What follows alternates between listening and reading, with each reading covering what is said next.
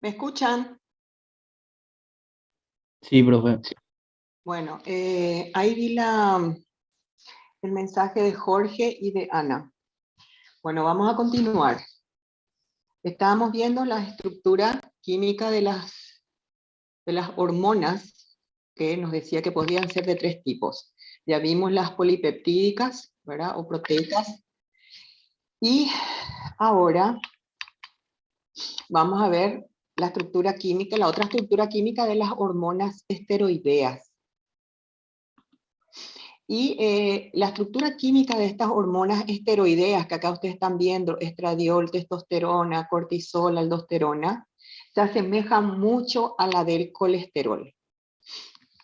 Bueno, y nos dice que estas hormonas esteroideas generalmente se sintetizan a partir del colesterol. Y se almacenan muy poco o no se almacenan. Estas hormonas esteroideas son liposolubles, no son hidrosolubles como eran las polipeptídicas y proteicas. Nos muestra, están formadas por 3 anillos de ciclohexilo y un anillo, acá nos muestra el anillo de ciclopentilo. Bueno, están en una estructura única. Las células endocrinas que secretan esteroides, nuevamente nos dicen, apenas almacenan hormonas. Cuando existe el estímulo para que se segregue la hormona, movilizan con rapidez los grandes depósitos de este colesterol que están en las vacuolas del citoplasma para que haya síntesis de los esteroides. Gran parte del colesterol de las células que producen esteroides, ¿de dónde viene? Del plasma. De allí toman entonces el colesterol para poder producir el colesterol, el esteroide. Bueno, de 2 maneras. Acuérdense que acá nos dice, gran parte del colesterol de las células productoras de esteroides procede del plasma, pero también hay una síntesis de novo de colesterol. ¿Qué quiere decir? Se usa el colesterol que luego ya existe y nos dice que procede del plasma, pero también se sintetiza colesterol nuevo para poder producir la hormona tiroidea. Pero, aunque hay esas 2 procedencias, la que más se utiliza es el colesterol que ya existe en el plasma. Entonces ya saben ustedes las 2 procedencias del colesterol para sintetizar hormona esteroidea. Nuevamente, las hormonas esteroideas son muy liposolubles y una vez que se sintetizan, difunden a través de la membrana celular, que eso ya aprendimos, ahora por ser liposolubles pueden difundir a través de la membrana celular, penetran al líquido intersticial, que es lo que estamos viendo acá, y después va a ingresar a la sangre. Es así, entonces, esta es la característica de las hormonas esteroideas. Y el tercer grupo, en relación a su estructura química de hormonas, son aquellas hormonas amínicas. Y nos dice que estas hormonas amínicas, ¿de dónde derivan? De la tirosina.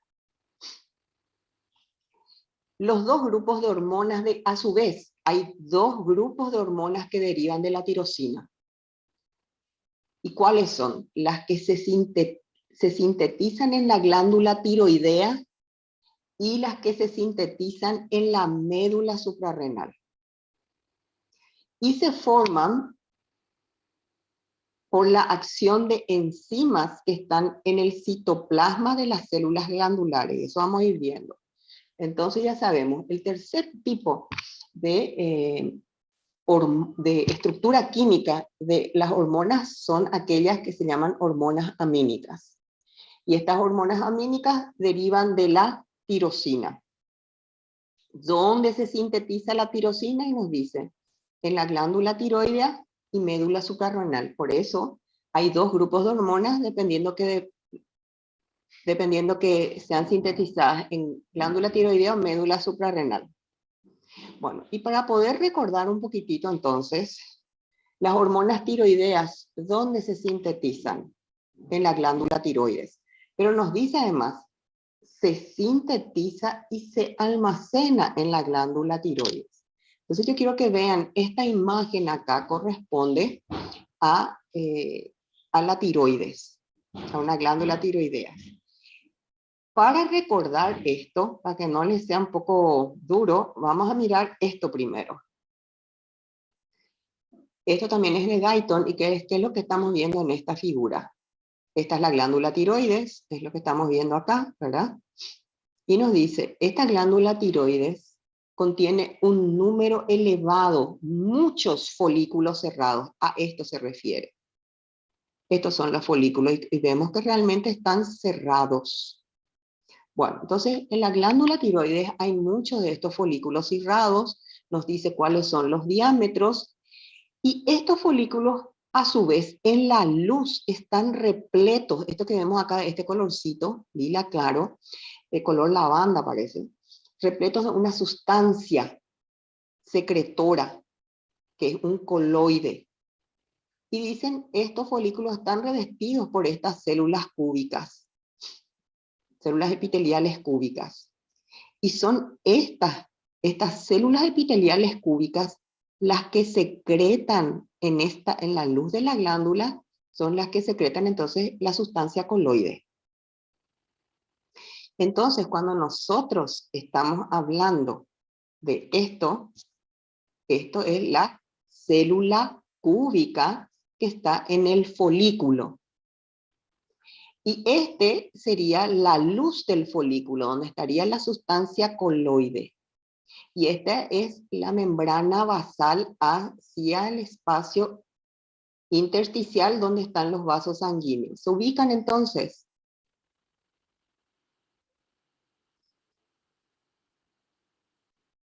Sí, profe. Bueno, entonces quedamos acá. Entonces, acá vemos lo que le acabo de mostrar. Bueno, entonces esta es la sustancia coloide y nos dice, el componente principal de este coloide es una glucoproteína de gran tamaño que se llama tiroglobulina. Y esta tiroglobulina es la que tiene las hormonas tiroideas. Bueno, y acá está lo mismo que recién les mostré. Entonces, cada una de estas células que conforman este folículo cerrado es esto, la célula cúbica. Esto que vemos acá es la luz del folículo, lo que da, esto sería la luz del folículo, acá. Y este es la parte basal, este lado es la parte basal. Y nos dice entonces que el componente principal de la luz del folículo, lo que estaría acá, es el coloide, que a su vez, ¿qué es lo que tiene? Tiene la tiroglobulina. Bueno, si nosotros miramos acá, esta es la tiroglobulina. Esto que ustedes ven acá dice TG. Esta es la tiroglobulina, que está en el coloide. ¿Están viendo? Sí, Sí, profe. profe. Y nos dice, esta tiroglobulina es una glucoproteína de gran tamaño y que contiene, dice, las hormonas tiroideas. Y acá tienen T3, T4. Estas son todas hormonas tiroideas. Entonces ahí para que se entienda, y esto está entonces acá en el coloide. Entonces, cuando la secreción se encuentra en los folículos, acá, la sangre, que de este lado está la sangre, ¿vieron? Esta es la sangre. De este lado el coloide, acá la sangre. Y de este lado tiene está el vaso sanguíneo.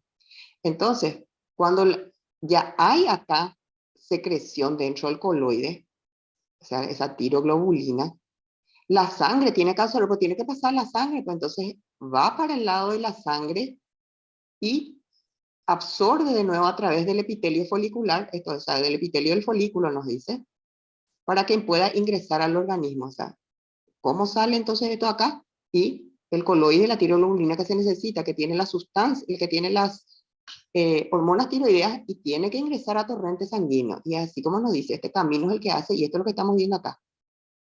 Este es el camino para salir del folículo, del coloide y llegar al torrente sanguíneo. Acá están las hormonas tiroideas. Eso es lo que nos acaba de explicar. Bueno, entonces vamos a volver a nuestro... ¿Entendieron eso? Sí, profe. Bueno, entonces mirando otra vez eso que ya entienden, nos dicen las hormonas tiroideas, que son los ejemplos de hormonas amínicas, porque lo que está, ¿en qué contexto estamos hablando? Todavía no nos toca hablar de tiroides, nos están nomás explicando las hormonas amínicas de dónde salen, que tienen esta estructura, y nos dice de la tirosina, y nuevamente, ¿dónde se sintetiza tirosina? Y nos dice, en la glándula tiroides y médula suprarrenal, y eso es lo que estamos explicando acá, lo de la tirosina. Bueno, las hormonas tiroideas se sintetizan, acá vemos, y se almacenan. Cuando se hable de tiroides van a entender mejor. Se sintetizan y se almacenan en la glándula tiroides. Y esto es dentro de la glándula, que ya saben, el coloide que está dentro de los folículos. Y se incorporan a las macromoléculas de la proteína tiroglobulina. Acá están siguiendo el camino. Sí, profe. Y que esto es lo que se almacena en los grandes folículos de la glándula, lo que acabamos de ver. La secreción hormonal comienza, dice, cuando se escinde, se divide esta amina de la tiroglobulina. Entonces, ¿qué pasa? Acá está todo unido dentro de la tiroglobulina, todo esto que estamos viendo acá. Luego entra, ¿verdad? Esta es la célula cúbica, y dice que se escinde. Claro, hay enzimas que van a actuar. Entonces así se van a desprender los distintos componentes que están en la tiroglobulina. Acá vemos, entre las cosas que se desprenden, acá nos dice MIT, DIT, y vemos que se desprendió el MIT y el DIT, ¿verdad? Que es diyodotirosina y monoiodotirosina, y sigue su camino por la misma célula cúbica. Sin embargo, ¿qué pasó con T3 y T4? Acá vemos, sale. ¿Y hacia dónde va? Hacia el torrente sanguíneo. Y una vez que entra en la sangre, vemos acá T3, T4, triyodo, tironina y tiroxina. Una vez que entra en la sangre, ¿qué pasa? Ya son hormonas tiroideas. La mayoría de las hormonas tiroideas no pueden circular libre, tienen que unirse a proteínas plasmáticas. Esto que ustedes ven en verde son esas proteínas plasmáticas. Entonces se unen, se combinan con estas proteínas plasmáticas. Y nos dice, en especial, la proteína plasmática que se llama globulina ligadora de la tiroxina. Y es así como va a viajar, dice, para llegar a los tejidos efectores. Y se libera con lentitud las hormonas de estas proteínas ligadoras a esos tejidos efectores. ¿Comprendieron? Sí, profe. Sí, profe. Bueno. Ok. Eso es en cuanto, porque estamos hablando, recuerden, de las hormonas amínicas que derivan de la tirosina. Ya nos habló cómo deriva de la glándula tiroides y de dónde también derivan estas hormonas amínicas. Nos dijo de la médula suprarrenal. Entonces acá yo les estoy mostrando, esto sería el riñón, la glándula suprarrenal, pero la glándula suprarrenal tiene corteza y médula. En este caso, la médula, ¿verdad? Nos dice que también se sintetizan estas hormonas amínicas, ¿verdad? Que derivan de la tirosina en la médula suprarrenal. ¿Y cuáles son el ejemplo acá? Adrenalina y noradrenalina. Y ya vieron, las hormonas amínicas que derivan de la tirosina, que se forman en la tiroides, son T3 y T4. Y las hormonas amínicas que derivan de la tirosina, pero de la médula suprarrenal, son la adrenalina y noradrenalina, que también se le dice epinefrina y norepinefrina. La adrenalina y noradrenalina entonces se forman en la médula suprarrenal, pero normalmente 4 veces se secreta más adrenalina que noradrenalina. Y nos dice, las catecolaminas son captadas en vesículas preformadas, que es lo que acá nos está mostrando, donde se almacenan entonces hasta que se secreten. También se almacenan en sus vesículas y hasta que son secretadas. Y ustedes ven, entonces así son secretadas en sangre.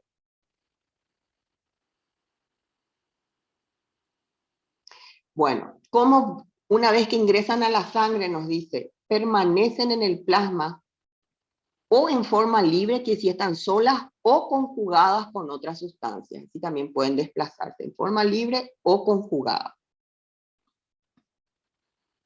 Esto es simplemente para recordarles entonces la médula suprarrenal, ¿verdad?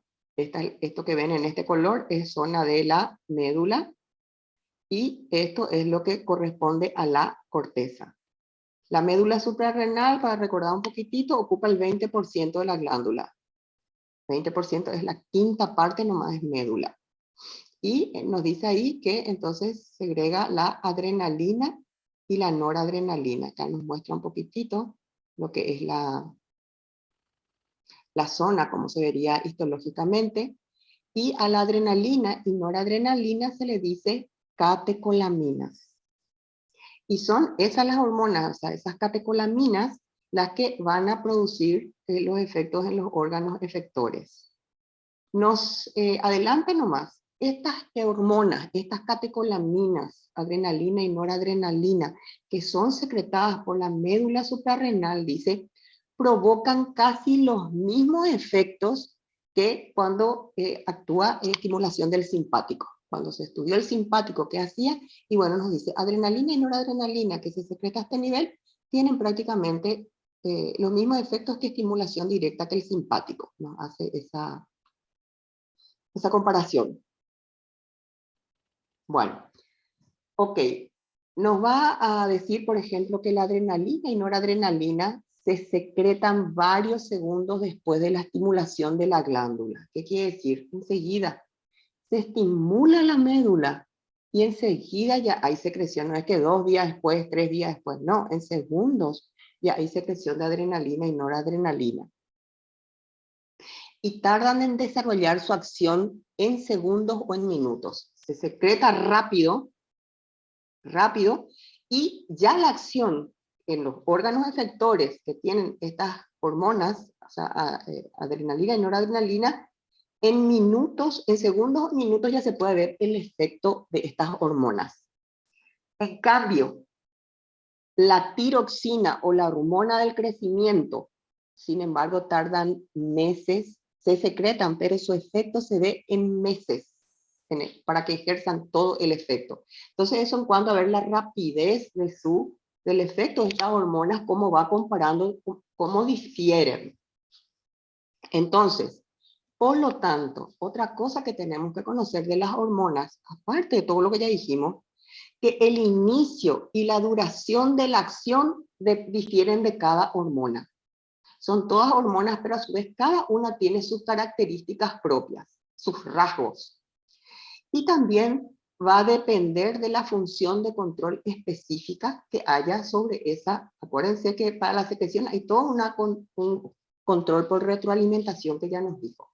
Entonces, son hormonas, pero tanto desde su secreción estamos viendo diferencias, vemos diferencias en su estructura química, vemos su diferencia cuando tienen, si viajan o no viajan en sangre, dónde hacen sus efectos, y también el inicio del efecto, la duración de su efecto. Nos dice que entonces va variando cada hormona, por eso es importante estudiarle a cada hormona. Bueno, y ahora ¿cuáles son las concentraciones hormonales en la sangre circulante? ¿Qué tanta cantidad de hormonas ahí viajando, por decir así, fluyendo por nuestro torrente sanguíneo? Y después los ritmos de secreción hormonal también ya dijimos que variaban, que podían ser ritmos mensuales, podían ser ritmos circadianos. Bueno, entonces, en líneas generales, las concentraciones de las hormonas necesarias, o sea, tenemos que saber que tiene que haber una cantidad fisiológica necesaria para que funcione normalmente el organismo. Si hay por demás o hay por debajo, ahí vienen las alteraciones. Entonces, esas concentraciones de hormona necesaria para controlar las funciones que le competen, que generalmente son funciones metabólicas y endocrinas, son pequeñitos, o sea, nosotros no tenemos que pensar en dosis grandes. es tan pequeño lo que se necesita que ni siquiera en miligramos se puede decir, sino en picogramos. De tan poquito, es muy poco lo que tiene que haber. Y nos dice, y otra vez puede variar, pero fíjense los valores en que oscila. Desde un picogramo, y acá nos dice la relación que es el picogramo por mililitro de sangre, hasta microgramos, algunos microgramos por mililitro de sangre.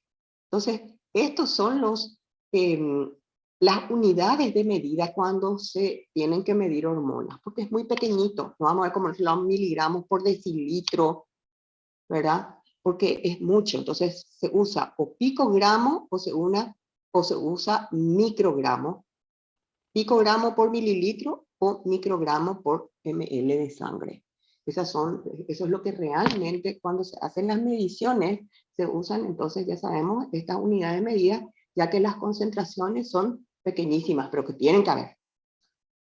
Bueno, de igual modo los ritmos de secreción de las distintas hormonas son muy pequeños. Entonces, si también ya sabemos que el ritmo, que es lo que estuvimos hablando, también cuando se secretan, no es que se secretan en cantidades voluminosas, no, son también pequeñísimos, pero necesarios. Bueno, y acá los dijo ya otra vez cómo se mide. Bueno, los tejidos efectores, ustedes ya saben, tejidos efectores, órganos diana, órganos blancos, disponen de mecanismos muy especializados, ¿verdad? Para que esas cantidades pequeñas de hormonas tengan que ejercer sobre ellos su acción. Entonces, el órgano efector, las células efectoras, el órgano blanco, tiene toda una estructura, todo un diseño, ¿verdad? Toda una ingeniería para que la hormona pueda actuar en ella. O sea, está perfectamente diseñado para que haga efecto. Bueno, y acá está lo que ya estuvimos diciendo. ¿Cómo? ¿Qué es lo que da la orden para que se segregue más o se segregue menos hormona? Y acá entra el sistema de retroalimentación de la secreción hormonal. Bueno, ¿y cuáles son? Acá nos dice retroalimentación negativa, que ya les expliqué básicamente. Evita la actividad excesiva de los sistemas hormonales. Es decir, cuando dijimos que en todo momento quiere haber homeostasia, equilibrio, ese rango de cantidad de hormonas, de concentración de hormonas en la sangre. Es muy poco lo que puede variar. Tiene que mantenerse dentro de esos límites para hacer su función. Por fuera de esos límites en sangre, por encima o por menos, ya va a traer alteraciones. Entonces, el organismo, como no son concentraciones estáticas y se secreta, se va a segregar la hormona hasta que esté dentro de esos límites requeridos. Si se está segregando y ya va a empezar a pasar la cantidad, la concentración que tiene que haber, entonces va a haber el control por realimentación negativa. Es decir, ok, va a captar, ya sabemos que es el hipotálamo el que capta, y va a decir, bueno, acá ya se está secretando lo siguiente, entonces que la hipófisis segregue menos hormonas, así evitamos excesiva cantidad. La otra es retroalimentación negativa. Bueno, entonces se está segregando poco, ya se están llegando a los niveles inferiores mínimos y ya vamos a entrar en default, en falta. Entonces el hipotálamo capta y dice, ah no, hipófisis, tenés que segregar más, hay que aumentar la secreción. Y eso se le llama retroalimentación positiva. Entonces, ¿qué da lugar la retroalimentación positiva? A un aumento de las concentraciones hormonales. ¿Hasta ahí comprendido? Sí, profe. Bueno, y las variaciones cíclicas de la liberación hormonal, que también ya les dije a qué se refiere con variaciones cíclicas. Estas son las maneras, entonces, en que se controla la secreción hormonal fisiológicamente, que nos está controlando a todos. Bueno, ok, fíjense que ahora yo lo primero que hice fue en Guyton, les dije, estos son las maneras en que se hace control por retroalimentación. Y luego les explica qué es retroalimentación negativa, que yo ya les dije, así que paso, pero Guyton les explica lo que yo acabo de decirles. Lo que es la retroalimentación positiva, que es mirar acá abajo, básicamente, hay ya suficiente hormona, y si se sigue secretando más, ya va a haber demasiada hormona. Entonces, ¿qué pasa? Capta el hipotálamo y dice, no, se tiene que secretar ya menos. Bajemos, porque se tiene que estabilizar. Y así hasta que se estabilice. Eso es, entonces, retroalimentación negativa. Ya no voy a repetirles porque ya les dije. Y la retroalimentación positiva es lo negativo. Cuando ya hay poca hormona circulando, entonces capta el hipotálamo que hay poquitito, ¿verdad? Y dice, no, tenemos que levantar el nivel o acá vamos a dar problema. Entonces le da la orden, ya sabemos el camino, a la hipófisis, tenés que empezar a aumentar, secretar, hasta que otra vez se nivele, se equilibre. Entonces, y acá da los ejemplos. Eso nomás, ya no voy a volver a repetir porque ya la idea la tienen, pero ustedes sí lean en el libro. Bueno, las variaciones cíclicas de liberación hormonal que ya les dije, ¿verdad?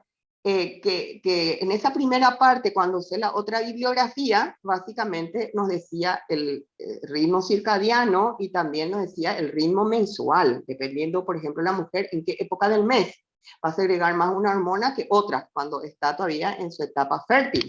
Bueno, ¿qué nos agrega Guyton? Nos dice entonces Guyton, además del control por retroalimentación negativa y positiva de la secreción hormonal, porque tenemos que situarnos en todo momento de qué es lo que estamos hablando. Cómo se mantiene el nivel de secreción de las distintas hormonas en el sistema endocrino dentro de valores de equilibrio o mantener su homeostasis. Y nos dice, por este mecanismo y ahora el tercero, por las variaciones cíclicas de la liberación hormonal. Entonces, además del control por retroalimentación negativa y positiva de la secreción hormonal, también esa liberación de hormonas está sometida a otros factores, ¿verdad? Variaciones periódicas que dependen del cambio de estación, o sea, afecta estar en verano o estar en invierno, de las distintas etapas del desarrollo del envejecimiento y el envejecimiento. O sea, esas mismas hormonas, cuando sos niño, se secretan más, se secretan menos. Cuando ya sos anciano, se secreta más, se secreta menos. Y acá nos va diciendo, sí, otra vez afecta eso, aparte de los mecanismos de retroalimentación que existen. Y el ciclo circadiano, o sea, no es lo mismo lo que secretas en la hora que estás despierto que en la hora que estás dormido. Y que generalmente uno está despierto en horas diurnas de tarde y de noche y de madrugada se duerme. Ese es el ritmo circadiano. Pero sí vemos que, por ejemplo, hay personas que eso tienen alterado, qué sé yo, los choferes de larga distancia que tienen que estar manejando, por ejemplo, de madrugada, los que manejan aviones, los que hacen guardia y están despiertos, y fíjense que eso les puede afectar. Y acá vemos de alguna manera, entonces, tiene que ver, es otro mecanismo en el que hace que haya variaciones cíclicas de la liberación hormonal. Entonces, a eso que nos dijo esa primera parte, la época del mes, fíjense que esto también nos agrega ahora los cambios de estación, las distintas etapas del desarrollo y del envejecimiento. Y bueno, y algunas veces vemos que tal vez un libro no nos dice todo y al leer otros nos ayuda y nos complementa. Lo importante es que nos agrega información de calidad y que hacen a nuestra formación como médicos. Tenemos que saber esto. Bueno, y acá nos da ejemplos. Si uno dice, ¿y cuál es el ejemplo de lo que acá estamos diciendo? Dice, la secreción de hormona del crecimiento, por ejemplo, nos dice, aumenta de forma notable durante el primer periodo del sueño, mientras que disminuye en fases posteriores. Entonces, por ahí nos pueden decir la calidad del sueño, cómo puede influir en esta secreción.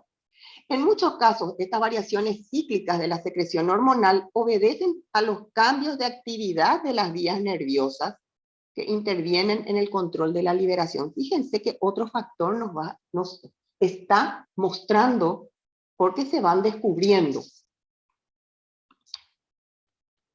Ok, bueno, entonces, nosotros estábamos hablando de las hormonas. Nos dijo ya qué características tienen, estructura química. Nos habló en qué cantidad se suele secretar. Nos habló dónde se secretan. Y ahora nos dice cómo se transportan las hormonas en la sangre. Ya que nosotros entendimos, sí, se secreta en un lugar, en la célula de una glándula. Pero tiene que entrar, si es endocrino, tiene que entrar a la sangre, ya les digo. Y uno no se puede quedar como que está estático. Acá aparece en esta foto, ahí se quedaron. Pero eso no es así, ese es un momento. Nosotros sabemos que si esto tuviese movimiento, se está moviendo, se están transportando estas hormonas en la sangre. Bueno, y si bien ya entendimos de alguna manera, ya nos habló, por ejemplo, ahora nos va a explicar un poquitito más, Gaitón, cómo estas hormonas viajan en la sangre. Y nos dice, las hormonas hidrosolubles. ¿Y cuáles son los ejemplos hidrosolubles? Nosotros ya supimos, los péptidos, ¿se acuerdan? Las proteínas nos decían que eran hidrosolubles. Las catecolaminas, dice, se disuelven en el plasma. Así viajan, disueltos en el plasma. Y se transportan desde su origen, es decir, desde donde se produjo, desde donde se sintetizaron esas hormonas, se liberaron esas hormonas, ingresan a torrente sanguíneo, al plasma, allí entonces se disuelven en el plasma. ¿Pero quiénes se disuelven? Las hormonas que son hidrosolubles, por eso dice hidrosoluble.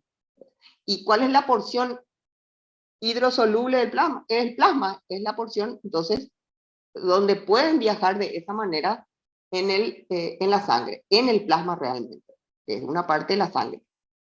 Y así es que entonces viajan o se transportan hasta llegar al tejido efector, al lugar donde van a producir su efecto estas hormonas. Entonces salen de la sangre, tienen que pasar primero por el líquido intersticial hasta finalmente ingresar a su célula objetivo, célula diana, célula target, célula blanco. ¿Me siguen hasta ahí? Sí, profe. Sí, profe. Bueno, ¿están comprendiendo, no? Lo entiendo, profe. Bueno, ok. Ahora, el otro tipo de hormonas, que su estructura química era de hormonas esteroideas y aquellas que son tiroideas también. Sin embargo, una vez que ingresan al plasma, no es que se disuelven, sino tienen que unirse a proteínas plasmáticas. Solo así pueden ser transportadas. Es diferente, entonces, su manera de fluir por la sangre. Entonces nos dice, las hormonas esteroideas y las tiroideas son las que van a circular a la sangre unidas a proteínas que son del plasma. Por eso proteínas plasmáticas, no es proteína de otro lado, no es proteína del endotelio, no sé, son proteínas plasmáticas. Y nos dice, menos del 10% de las hormonas esteroideas o tiroideas se encuentran en forma libre, que acá vemos. Entonces, finalmente, ¿qué nos queda? Las hormonas tiroideas y esteroideas pueden viajar, o sea, pueden ser transportadas en el plasma, unidas a proteínas plasmáticas y en forma libre, solas quiere decir. Pero la gran mayoría, más del 90%, lo hace unida a proteínas. Y menos del 10% nomás de estas hormonas tiroideas y esteroideas viajan en forma libre o se transportan en forma libre en el plasma. ¿Entendieron eso?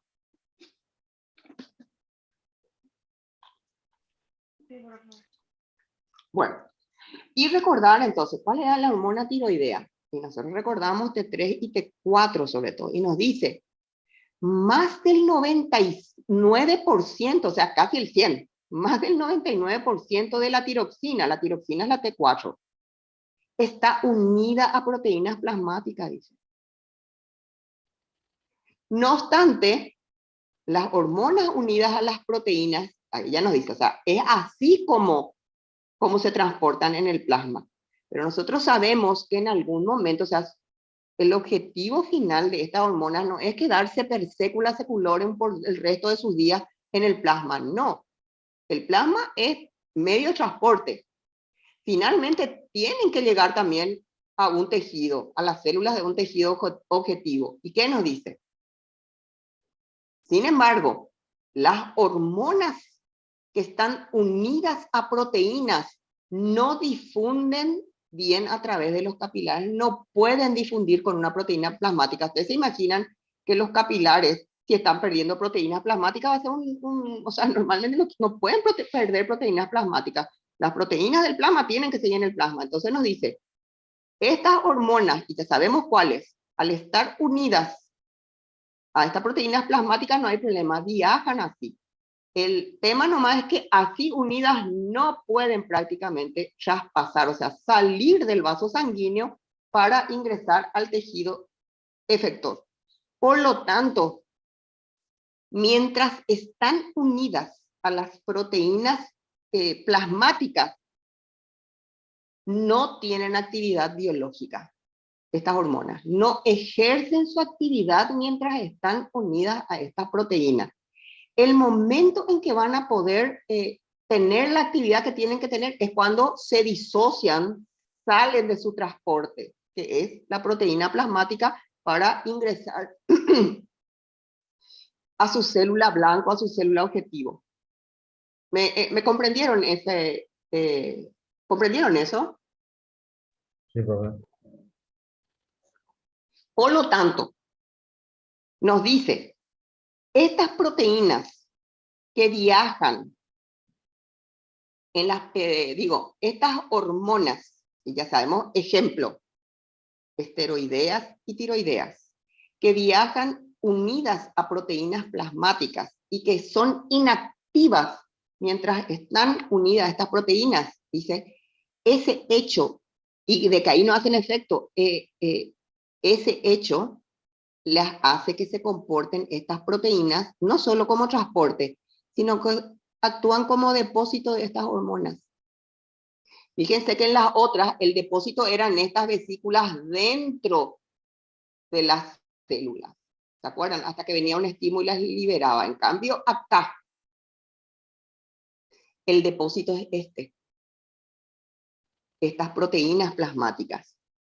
Bueno, y reponen la concentración de hormona libre cuando se unen a sus receptores diana o desaparecen en la circulación. Y fíjense, dice, reponen a la concentración de hormona libre. Una pequeñísima parte nos decía estaba como hormona libre. Cuando esta hormona libre hay que reponer, entonces de aquí saca, repone del depósito que es esto que está en la unido a la proteína. Bueno, esa unión de las hormonas a las proteínas plasmáticas retrasa considerablemente su eliminación del plasma. Y recuerdan que en una parte decía que cuando, por ejemplo, el efecto de las hormonas tiroideas se puede ver en meses, a veces recién, y tiene que ver con esto. Bueno, hasta ahí están comprendiendo. Sí, profe. Bueno, entonces ahora ya estuvimos hablando de lo que es la síntesis, de lo que es la liberación de las hormonas por parte de de parte de la glándula. Después vimos cómo esas hormonas, ¿verdad? En el sistema endocrino ingresan al torrente circulatorio, se tienen que transportar, algunas en forma libre, decía, otras combinadas, y algunas son hidrosolubles, entonces se disuelven, y cómo viajan las liposolubles.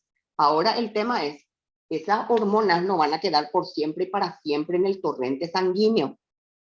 Entonces nos dice, se tiene que aclarar también la sangre de esas hormonas. Entonces, ahora, ¿qué significa este término aclaramiento de las hormonas de la sangre. Y uno podría decir, bueno, eso quiere decir que esa hormona en algún momento tiene que salir de la sangre. Y bueno, ese nos puede decir cualquiera, pero nosotros tenemos que utilizar el término técnico, por algo nos estamos matando para estudiar esto. Entonces, el aclaramiento de la hormona de la sangre. ¿Cómo entonces? Y acá nos dice, se conocen dos factores que pueden aumentar o disminuir la concentración de una hormona en la sangre. Así como nos dijo, ¿qué puede hacer que se libere más? ¿Qué son los estímulos para que se liberen de la glándula las hormonas? Ahora también nos dice que en la propia sangre también hay factores que inciden para que aumente o disminuya la concentración de la hormona en la sangre. Y nos dice, el primer factor consiste en el ritmo de secreción hormonal hacia la sangre. Entonces, una de las maneras de hacer que haya más hormona en la sangre o haya menos hormona y va a tener que ver con el ritmo en que secreta la glándula esa hormona en la sangre. Es claro, ¿verdad?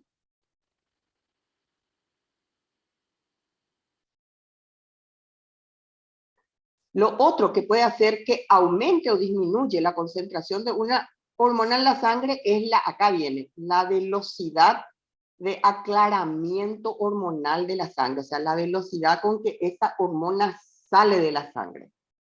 Entonces, esos son los dos factores que van a hacer o que aumente o que disminuye la concentración de hormona en sangre. Y esa velocidad de aclaramiento hormonal de la sangre, o sea, esa velocidad con que se limpia, sale la hormona de la sangre, a eso se le llama tasa de aclaramiento metabólico y se expresa en número de mililitros de plasma con que se limpia la hormona por minuto. Ese conocimiento les digo nomás porque generalmente los endocrinólogos, cuando están midiendo ciertas cosas, utilizan esto, ¿cuál es la tasa de aclaramiento metabólico en tal hormona? Y hacen esas mediciones y piden en el laboratorio. Entonces, para entender esto, ¿a qué es lo que quiere decir tasa de aclaramiento? Por ahí les preguntan a alguien y ustedes ya tienen que saber. Es la tasa de velocidad con que acá nos dice el número de ml de plasma que se limpian de esa hormona por minuto. Y eso es algo que en el laboratorio a veces se pide. Bueno, entonces acá ya tienen ese concepto también y espero que comprendieron. Sí, profe. Sí, profe. Bueno.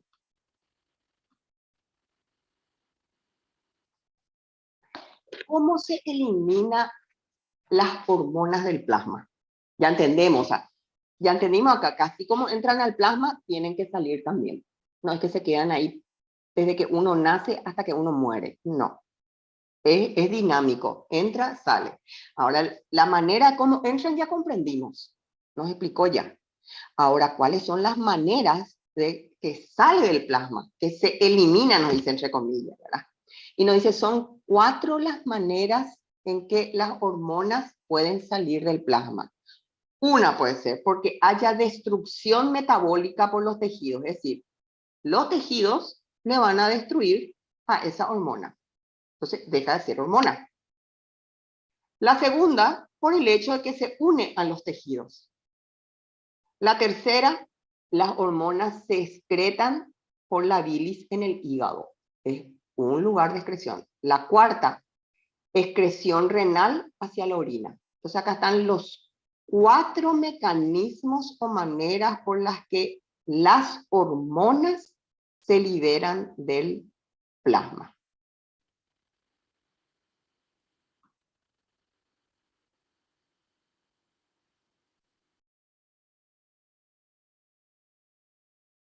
Por ejemplo, como ejemplo, estos van a leer ustedes. La semivida de los esteroides suprarrenales, por ejemplo. ¿Cuánto es lo que duran en la sangre hasta que son aclaradas esas hormonas?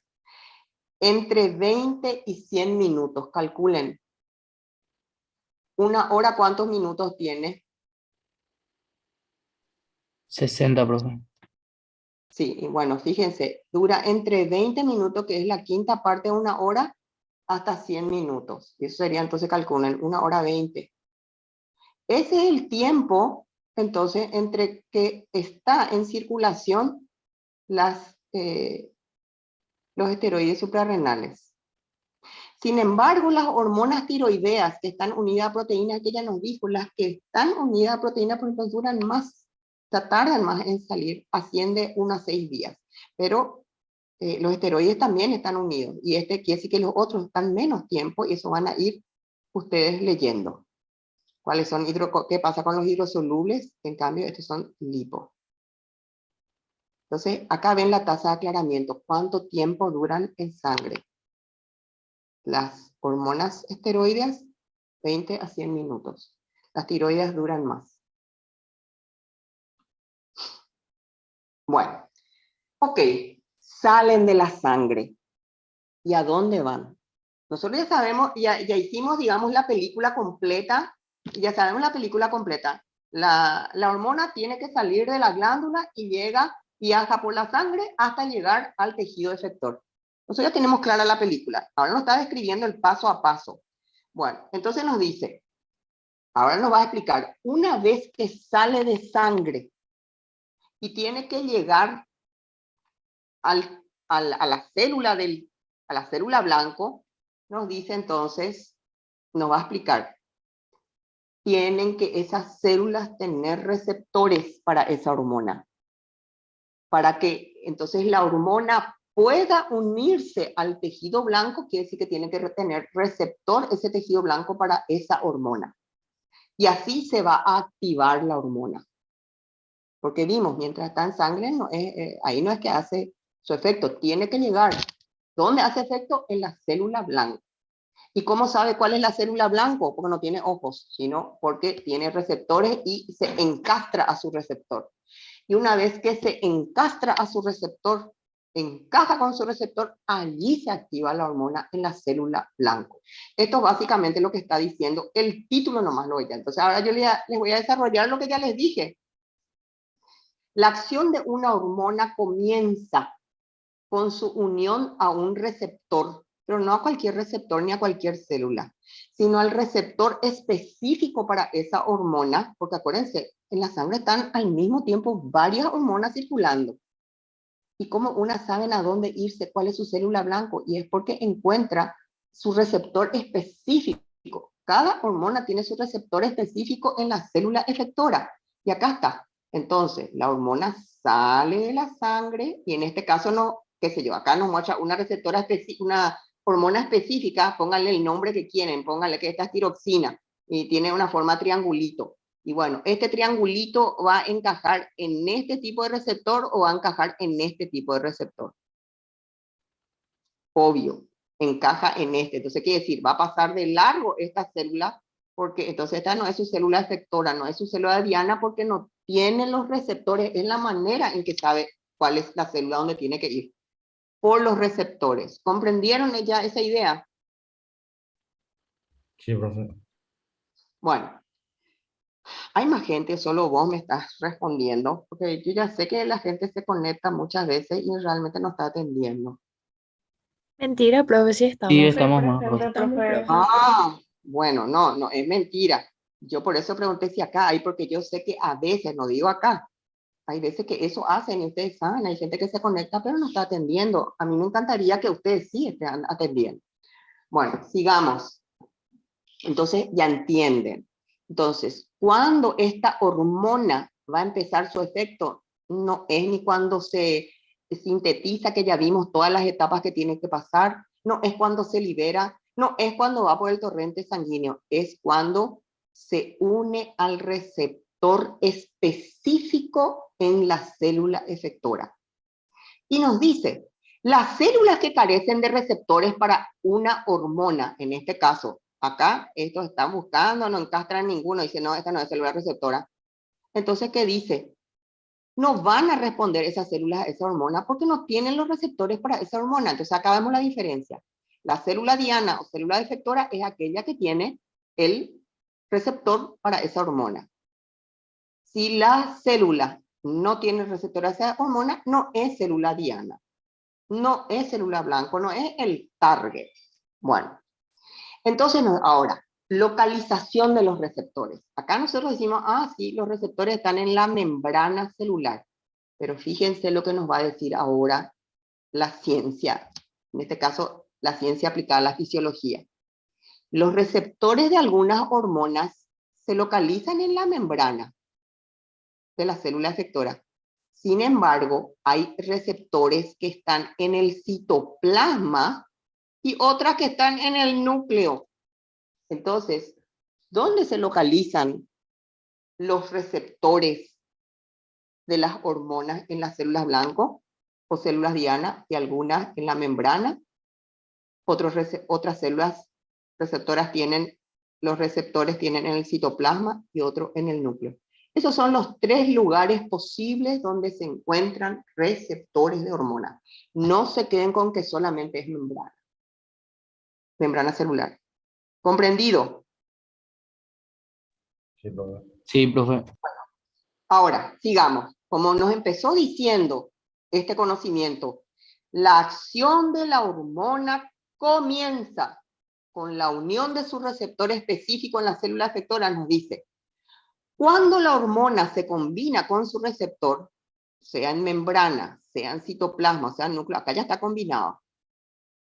Allí recién dice, el hecho de que esté combinada, eso va a desencadenar una cascada de reacciones en la célula. Ahí encima, una cascada, ahí va a cambiar lo que sucede dentro de la célula. Dice una cascada de reacciones químicas en la célula, no una cascada. ¿Qué quiere decir?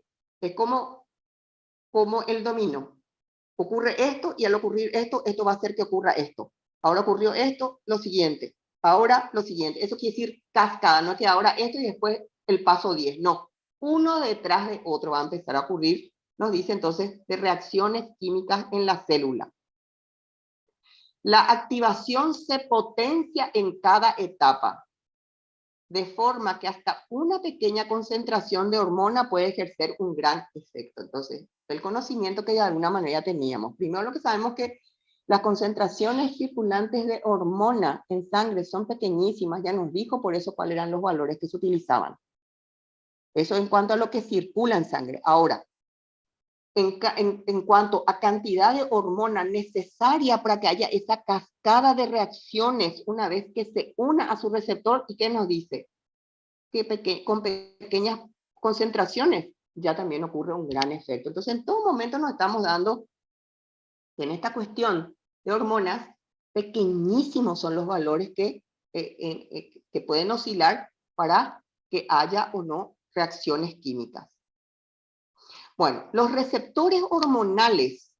Ahora nos va a hablar un poco la naturaleza de estos receptores. Ya sabemos la naturaleza química de las hormonas. Ahora nos va a hablar de la naturaleza de estos receptores. Son proteínas. Y dice, son proteínas de gran tamaño. Y cuando nosotros luego ya estudiábamos en la primera clase, membrana celular, ya veíamos que habían proteínas que actuaban como receptores. Nos decía que en la membrana celular habían proteínas, ahora algunas eran canales, nos decía por dónde ingresa, algunas actúan como proteínas receptores, y acá nos está diciendo esto otra vez. Eso para recordar eso que de alguna manera aprendimos ya en la primera clase. Bueno, entonces, los receptores hormonales son proteínas, y son proteínas grandes, de gran tamaño.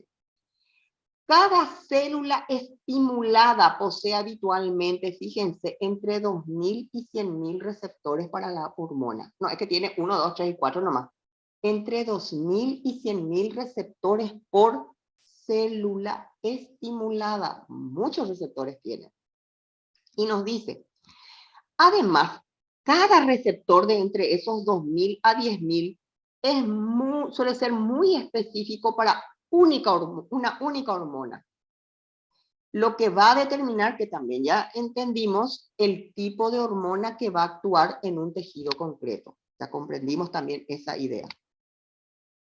Por lo tanto, los tejidos que reaccionan en respuesta a una hormona determinada, quiere decir que son tejidos que contienen los receptores específicos para esa hormona. Bueno, lo cual yo creo que se entiende. Bueno, acá está lo que estamos viendo, el receptor, que es una proteína grande, que es lo que nos dijo, ¿verdad? Y que va ocurriendo una cascada, eso tendría que haberles mostrado antes, me olvidé que tenía esto, una cascada de reacciones una vez que se une la hormona al receptor, ahí se inicia, nos decía, entonces se desencadena una cascada de reacciones en las células. O sea, no ocurre una sola, sino varias cosas. Pero es en cascada. Primero uno y eso va a llevar al siguiente, a la siguiente etapa. Al ocurrir esto, va a ocurrir esto y después va a ocurrir esto. No es que de aquí va a ir acá. Eso entonces, vuelvo a repetir, que si bien ya lo dije, pero tal vez con esta imagen ayuda a que se interprete más lo que estuve diciendo. Bueno, y acá es simplemente mostrando que, que hay distintos tipos de receptores que también entendieron. Uno que capta lo que tiene esta forma, otro que capta esta forma, otro que capta otra forma. Es lo que también estaba diciendo. Bueno. También ya dijimos que esos distintos tipos de receptores hormonales se pueden encontrar en 3 lugares diferentes. Acá repite un poquitito Guyton sobre la superficie celular, ¿verdad? Los receptores de membrana son específicos, pero acá, ¿qué ya nos agrega? Si bien ya entendemos lugar, lo que nos va a decir, los receptores que están en la membrana celular, generalmente en esos son receptores para las hormonas proteicas, peptídicas y catecolaminas. Ahí tienen sus receptores, ese tipo de hormonas. Luego, las que están en el citoplasma, ¿verdad? Que generalmente son las hormonas esteroideas, que tienen que unirse a su receptor en citoplasma. Y los receptores de hormonas tiroideas generalmente están acá en el núcleo. Y se cree que están unidos a uno o varios cromosomas. Entonces, esto es lo que nos agregó. Por ejemplo, cuando uno pregunta, ¿dónde están localizados los receptores de las hormonas? ¿A qué nivel de las células? ¿Cuál sería la respuesta?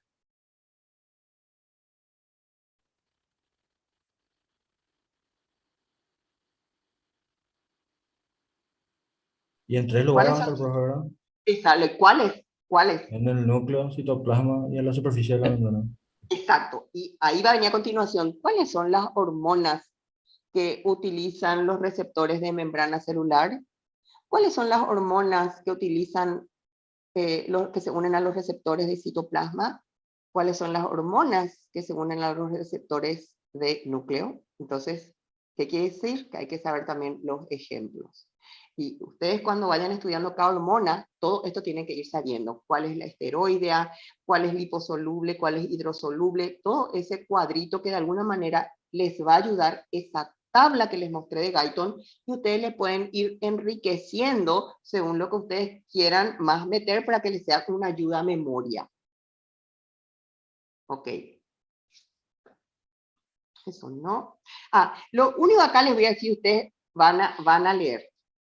Nuevamente, dijimos que el número de receptores en cada célula variaba de 2000 a 10.000.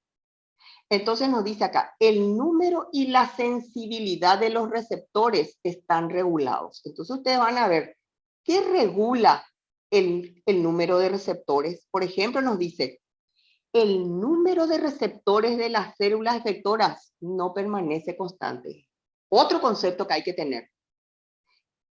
Esos receptores en cantidad están cambiando constantemente. Dice, varía de un día a otro, incluso de un minuto a otro puede ir variando la cantidad de receptores que tienen las células. Y van a leer por qué. Una de las cosas dice que con mucha frecuencia las proteínas de los receptores, ya sabemos, los receptores son proteínas grandes, nos decían, se inactivan o destruyen mientras ejercen su función. Entonces, yo les voy a decir que esto, vayan a leer, es muy fácil, pero lean que entonces, que varía el número y la sensibilidad. ¿Qué es lo que les va a decir por qué varía?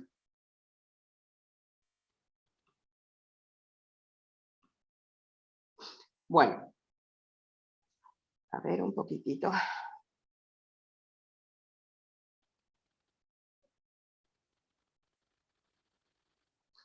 Vamos a descansar un ratito, por favor. Bueno, profe. Y Vale, les voy a profe. decir, espérenme un segundito.